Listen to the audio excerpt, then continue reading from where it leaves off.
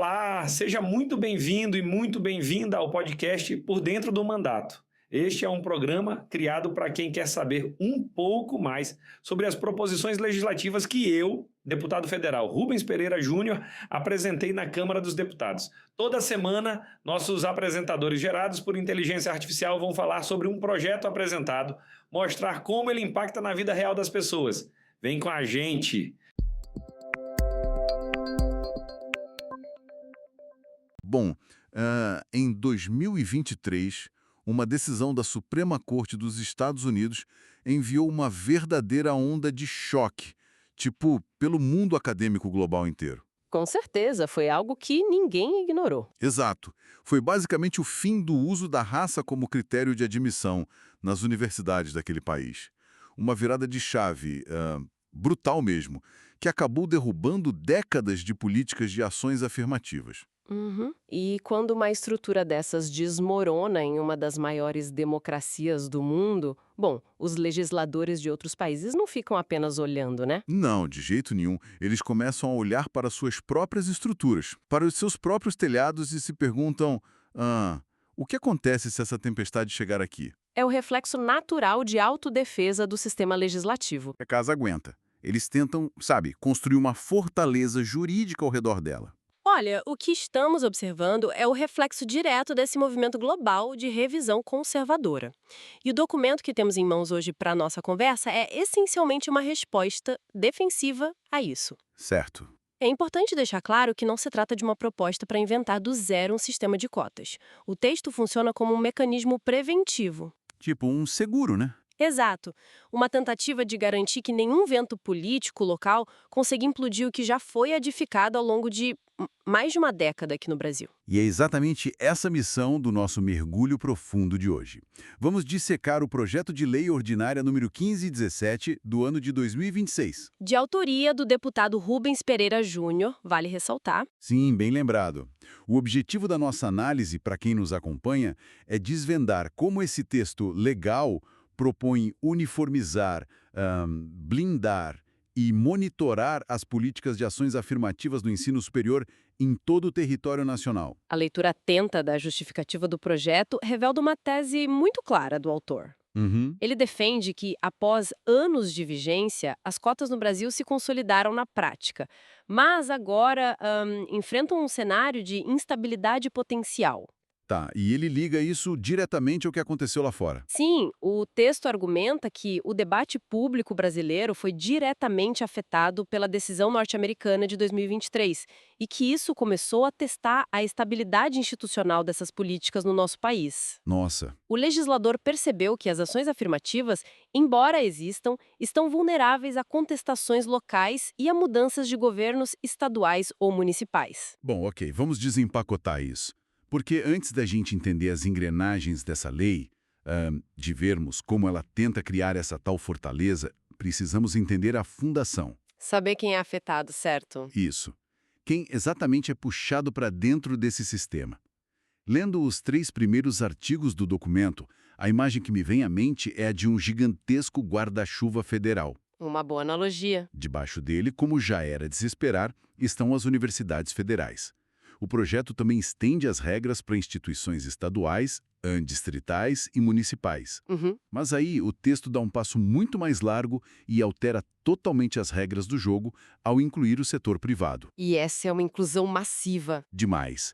Se uma faculdade particular recebe uma única, gota de recurso ou benefício público, ela precisa ficar embaixo desse guarda-chuva e cumprir todas as regras nacionais de inclusão. O texto cria o que o artigo 2º e o artigo 3º chamam de instituições privadas beneficiadas. E a abrangência desse termo é colossal. O que entra nessa lista, exatamente? Olha, engloba faculdades, centros universitários e universidades privadas que recebam, de forma direta ou indireta, subsídios, transferências, bolsas, financiamentos governamentais. Basicamente qualquer ajuda. Sim, convênios ou até isenções fiscais de qualquer ente público. O projeto lista como exemplos práticos os gigantes do financiamento estudantil brasileiro. O FIS e o Pronatec, né? Exatamente. Para dar um pouco de contexto de nível básico para quem nos ouve, o FIS é o Fundo de Financiamento Estudantil do Governo Federal e o Pronatec é o Programa Nacional de Acesso ao Ensino Técnico e Emprego. Ambos injetam bilhões no setor privado para subsidiar mensalidades. É muito dinheiro envolvido. E, convenhamos, uma parte esmagadora das faculdades privadas hoje no Brasil depende quase que vitalmente desses repasses federais ou das imunidades tributárias. Sem dúvida. E o projeto reconhece exatamente essa dependência estrutural e a utiliza como uma alavanca regulatória. Faz sentido. A justificativa argumenta que a educação superior tem uma função social inescapável. Logo, se uma instituição privada opta por usufruir de incentivos do Estado, ela contrai automaticamente responsabilidades públicas. Responsabilidades na promoção da igualdade material, de acordo com o texto. Isso. E a obrigação não é apenas assinar um papel dizendo que apoia a diversidade. A lei passa a exigir a formulação de planos institucionais de inclusão. Então tem que ter algo estruturado. Sim, essas instituições privadas terão que estipular categorias de beneficiários, critérios claros de elegibilidade, metas temporais e, crucialmente, indicadores de monitoramento. Que vão ser vigiados de perto. Exato. Serão fiscalizados pelo Ministério da Educação. É um peso burocrático e operacional gigantesco adicionado às instituições privadas. Elas não podem apenas abrir algumas vagas. Precisam estruturar toda uma máquina de conformidade e acompanhamento. É uma mudança de postura obrigatória. Mas aqui é onde a coisa fica realmente interessante. Porque agora sabemos que o escopo alcança tanto entes públicos quanto privados financiados. No entanto, o projeto entra em uma seara que toca no próprio desenho do Estado brasileiro. Nós vivemos em uma federação, né? Temos governadores, prefeitos, assembleias legislativas estaduais e Câmara de Vereadores. Sim, o Pacto Federativo. E a lei propõe um veto absoluto. Proibir que estados e municípios limitem ou inviabilizem essas políticas em suas próprias regiões. Mas espera, se a Constituição diz que os estados têm competência para legislar sobre educação, Certo. como Brasília pode simplesmente proibir um governador de tomar as suas próprias decisões sobre as universidades do seu estado? O que é fascinante aqui é a minuciosa manobra do autor em relação ao artigo 24 da Constituição Federal. Tá, e o que diz esse artigo? Esse artigo trata da chamada competência concorrente em matéria de educação. De forma simples, a União dita as normas gerais, o esqueleto do sistema, Certo, o básico.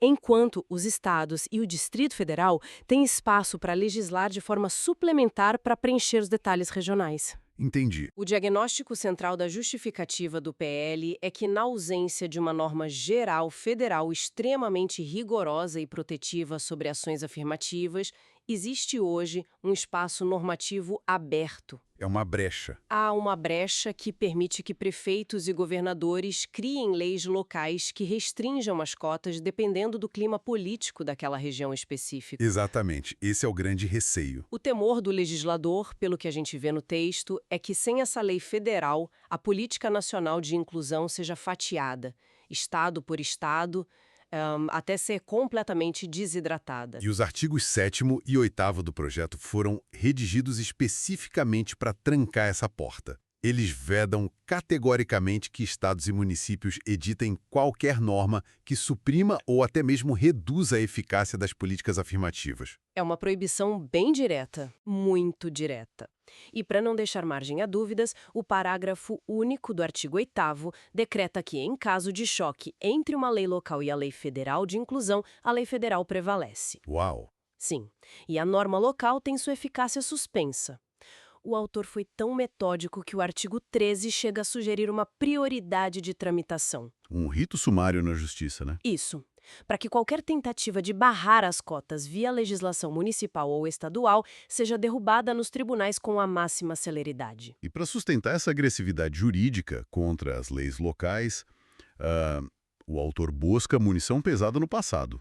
O texto menciona de forma muito prominente o julgamento do Supremo Tribunal Federal em 2012, A menção à ADPF 186 de 2012 é a viga mestra do argumento de que as cotas são inegociáveis. A DPF, para quem não é da área do direito, o que seria? É uma armuição de descumprimento de preceito fundamental. É uma das ferramentas mais pesadas da nossa Constituição, acionada no Supremo para proteger valores estruturais do Estado. Ah, certo. Uma ação bem séria. Muito.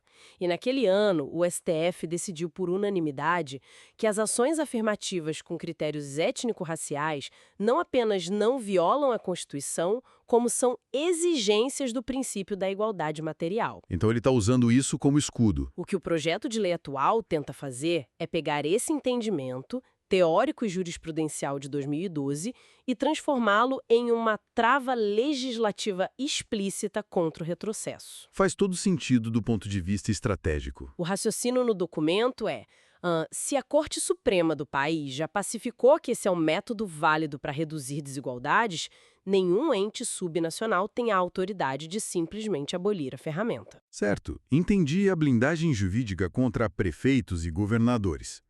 Mas vamos olhar para o outro grande pilar de resistência, os corredores das próprias universidades. A questão da autonomia, imagino. Isso. Se eu sou o reitor de uma universidade pública federal, a Constituição também me garante, lá no artigo 207, a famosa autonomia universitária. É o meu direito de decidir como administrar o meu campus, o que pesquisar, como ensinar. Se o Ministério da Educação, lá em Brasília, começa a exigir que eu entregue planos institucionais rígidos, relatórios de prestação de contas, estatísticas detalhadas e metas temporais impostas por lei, isso não é uma invasão flagrante dessa autonomia? Se conectarmos isso ao cenário maior da estrutura da lei, veremos que o PL tenta desarmar essa tensão diretamente no artigo 12. Tá, e como ele faz isso sem pisar nos calos dos reitores? O texto argumenta que há uma diferença brutal entre proteger direitos fundamentais da população e interferir na rotina acadêmica. Ok. A legislação, de acordo com o texto, limita-se a estabelecer padrões mínimos de transparência e o compromisso irrenunciável com a inclusão. Ah, então ela traça a linha geral. Sim, porém, ela preserva textualmente a autonomia da universidade para definir os procedimentos internos de seleção, o desenho dos critérios complementares e o formato pedagógico das medidas de permanência do estudante. O Ministério da Educação estipula o que deve ser feito, mas a instituição define o como. Sabe de uma coisa? Eu gosto de pensar nisso não como uma intervenção, mas como uma espécie de código de obras para a educação superior. Como assim? É tipo, quando uma prefeitura exige que um prédio tenha saídas de emergência e extintores de incêndio, ela não está ferindo a liberdade do arquiteto, sabe? Ah, entendi. Ela está dizendo, olha, esse é o chão inegociável da segurança humana. Se você quer pintar a parede de azul ou colocar piso de madeira, a autonomia é toda sua. Mas a saída de emergência tem que estar lá. Exato. A lei propõe que as ações afirmativas são as saídas de emergência sociais do país. A analogia do Código de Obras ilustra muito bem a mecânica do projeto. O Estado garante que os elementos de suporte vital da política existam em todos os prédios, por assim dizer. Mas e se a universidade ignorar o Código de Obras? Porque regras escritas no papel, sem consequências financeiras ou legais, acabam virando meras sugestões? Isso é verdade. Ao aprofundar a leitura, vemos que o documento prevê punições fortíssimas e, ao mesmo tempo, pacotes de ajuda. Como funcionam essas engrenagens de conformidade? O projeto estrutura um sistema rígido de compliance regulatório. O artigo 9º, por exemplo, condiciona expressamente os repasses de recursos da União. E isso vale para tudo? Sejam convênios, bolsas de estudo ou financiamentos. Tudo condicionado à efetiva comprovação de que a instituição possui políticas de inclusão e dados transparentes. E se a faculdade ou universidade simplesmente falhar nisso? Se falhar, o artigo 14 entra em cena com sanções administrativas severas. Elas começam com advertências, mas escalam rapidamente para suspensão total ou parcial das transferências federais. O que já é um baque financeiro gigante. Sim. E o golpe mais letal para uma instituição vem depois: a retenção ou negação da autorização para novos cursos ou a suspensão do reconhecimento dos cursos já existentes. Nossa! Uma universidade que não cumpre as metas do PL pode ter seu funcionamento totalmente paralisado, então? Basicamente. É uma guilhotina regulatória pairando sobre o orçamento das instituições. E qual é a contrapartida do governo? Porque, algumas faculdades ou universidades regionais menores podem simplesmente não ter a estrutura de dados. Ou o corpo técnico, né? Exato. O corpo técnico para criar e monitorar esses planos institucionais altamente complexos. Como elas ficam? A contrapartida atende pelo nome de pró-inclusão, que está delineado no parágrafo 2º do próprio artigo 9º. Trata-se do Programa de Apoio à Implementação de Ações Afirmativas. Ah, então tem uma boia de salvação. Tem. O legislador reconhece que nem toda instituição tem a musculatura técnica das grandes universidades paulistas ou fluminenses, por exemplo. É uma realidade bem diferente, né? Sim. Então, para evitar que instituições menores sejam punidas por mera incapacidade estrutural, a União fornecerá assistência técnica, metodológica e, crucialmente, recursos financeiros não reembolsáveis. Dinheiro fundo perdido para custear isso. Isso, para custear a criação desses departamentos e planos de inclusão. O documento detalha lá no artigo 17 que as despesas correrão por conta do orçamento do Ministério da Educação e do FNDE. O Fundo Nacional de Desenvolvimento da Educação, a autarquia federal que opera as contas das políticas educacionais. Exatamente. O motor financeiro por trás da política. O que nos leva a outro ponto que permeia todo o projeto, a obsessão por dados abertos.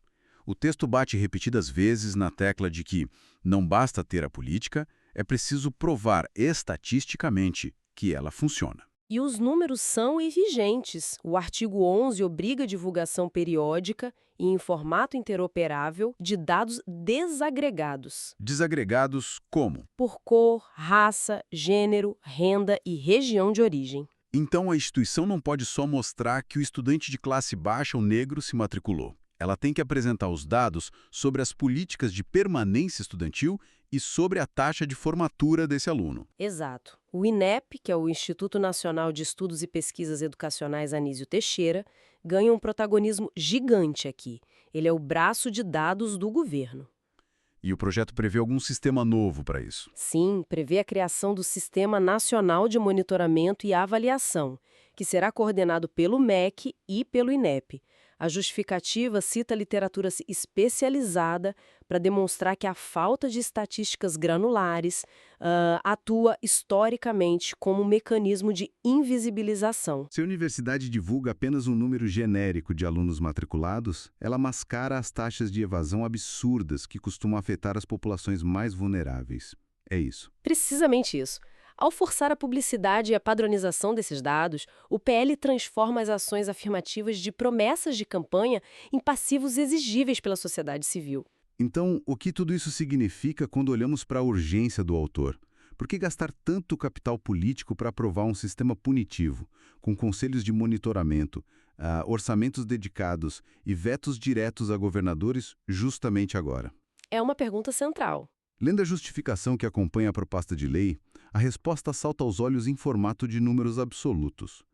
Os dados empíricos apresentados ilustram uma transformação demográfica radical no ensino superior brasileiro ao longo da última década. Alterou o cenário estrutural. Para quem está nos ouvindo, os números impressionam. Entre 2012 e 2022, o ingresso de estudantes em vagas de instituições federais por meio de ações afirmativas cresceu 167%. É um crescimento exponencial. Muito. O número pulou de aproximadamente 40.600 ingressantes para mais de 108.600 em apenas 10 anos. O documento também aponta uma pesquisa de 2025, revelando que os estudantes das classes socioeconômicas D e E, que são as faixas de menor renda do país, deram um salto absurdo. Passaram de 20% para 52% das matrículas nas universidades públicas, né? Exatamente, é uma mudança de paradigma colossal. O autor usa esses números para cravar que a universidade pública no Brasil deixou de ser uma exclusividade demográfica de uma elite branca e rica. É um salto monumental. A universidade passou a ter a cara do Brasil real.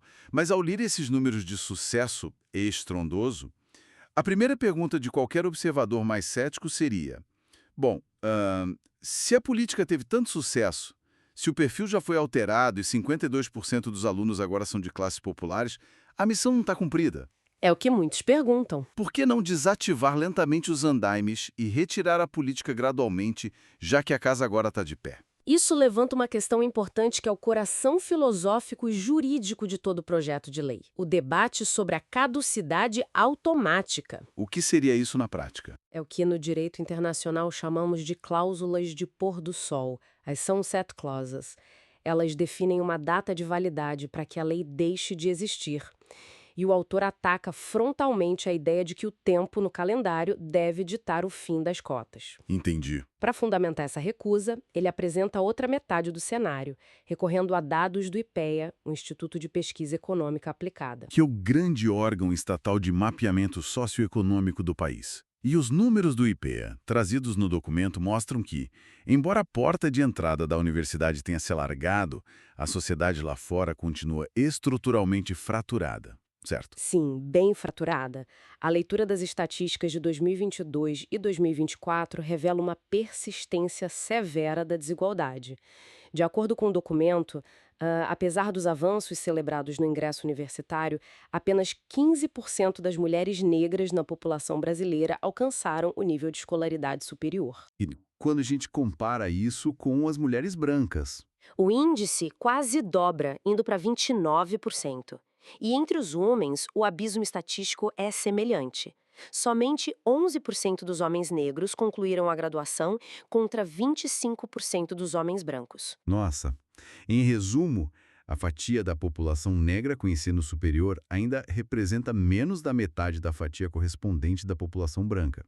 Essa disparidade gritante é o argumento nuclear e o projeto também insere no texto dados de contexto social brutal. Tem um dado chocante lá, né? Sim, citando que em um único ano, recente, de 2025, mais de 1.600 crianças brasileiras ficaram órfãs devido a feminicídios. É a forma que o autor encontra para dizer que as vulnerabilidades se cruzam. Raça, gênero, violência, pobreza extrema. Tudo misturado. Tudo isso afeta o ambiente acadêmico e a capacidade do indivíduo de acessar e permanecer na universidade. O raciocínio central é que não faz o menor sentido estipular o fim de uma política reparatória usando um relógio, né? Exatamente. A justificativa, que é ancorada em manifestações da própria Advocacia Geral da União no STF, defende que as ações afirmativas são sim políticas temporárias por natureza, pois o objetivo final é não precisar mais delas. Claro. Mas a métrica para o encerramento da política deve ser a realidade factual, não um prazo arbitrário de 10 ou 15 anos. Enquanto o IPEA e o INEP continuarem medindo que a desigualdade material grave entre brancos e negros persiste na sociedade, a política de cotas deve permanecer blindada. Perfeito. Avaliações periódicas devem servir para calibrar a política, ajustar métodos, corrigir distorções, mas nunca para determinar a extinção automática do direito antes de o cenário de desigualdade ter sido concretamente superado. E é para impedir que um prefeito, um governador ou até tipo uma canetada de um juiz local declare que já deu o tempo das cotas, que o deputado desenhou essa arquitetura massiva de centralização que estivemos desempacotando hoje na nossa análise. Exato, uma amarra institucional. Para sintetizar o escopo do projeto de lei 1517 de 2026, ele é um esforço impressionante para criar um chão inegociável em nível federal. O texto usa as ferramentas mais pesadas do Estado, o repasse bilionário de verbas, a regulação autorizativa de cursos, o monitoramento implacável de dados abertos. Tudo para assegurar que as políticas de inclusão se tornem a prova de mudanças climáticas na política local. E o objetivo não é apenas punir, né? Não, mas tirar as ações afirmativas da prateleira das vontades políticas de reitores ou governadores temporários e fixá-las no concreto como uma obrigação de Estado, auditável ano após ano. De derramar concreto sobre as fundações e erguer muros ao redor da casa. A criação do Sistema Nacional de Monitoramento e as sanções atreladas ao FND garantem uma blindagem. Garantem que, mesmo que a vontade política local mude ou que ventos globais de revisão tentem derrubar a política, o custo burocrático, legal e financeiro de retroceder seja alto demais para qualquer instituição brasileira pública ou privada suportar. Mas essa imagem da fortaleza que construímos ao longo da nossa conversa, ela nos deixa com uma reflexão final, sabe? Algo para levarmos além das estatísticas e dos artigos jurídicos para quem está acompanhando. É sempre bom expandir a reflexão. Ao amarrar de forma tão severa e rígida o financiamento, Os convênios privados e a própria autorização de funcionamento de cursos a diretrizes federais sob ameaça de sanções drásticas, como será, no dia a dia, a convivência entre o Ministério da Educação, lá encastelado em Brasília, e as assembleias legislativas e reitorias espalhadas por um país de dimensões continentais? É um desafio geográfico e político gigante. O Brasil abriga realidades regionais absurdamente díspares, né? As necessidades de um campus no interior da Amazônia e de uma faculdade privada no centro de São Paulo são muito diferentes. Será que a centralização quase absoluta do controle normativo e a submissão a um Código de Obras Educacional Federal é o único caminho efetivo e sustentável para garantir a igualdade material numa federação tão vasta? É uma tensão entre garantir direitos e respeitar autonomias locais que, francamente, não tem uma resposta fácil. Nenhuma mesmo. E fica aí a provocação para que nossos ouvintes continuem a debater e a explorar o tema por conta própria. Agradecemos demais a companhia em mais este mergulho profundo no complexo mundo legislativo. Até nossa próxima conversa. Obrigado por escutar este episódio. Compartilhe com seus amigos e familiares e também nos siga nas redes sociais pelo @Rubens Pereira Júnior, com JR no final, para ficar por dentro do nosso mandato. Até a próxima!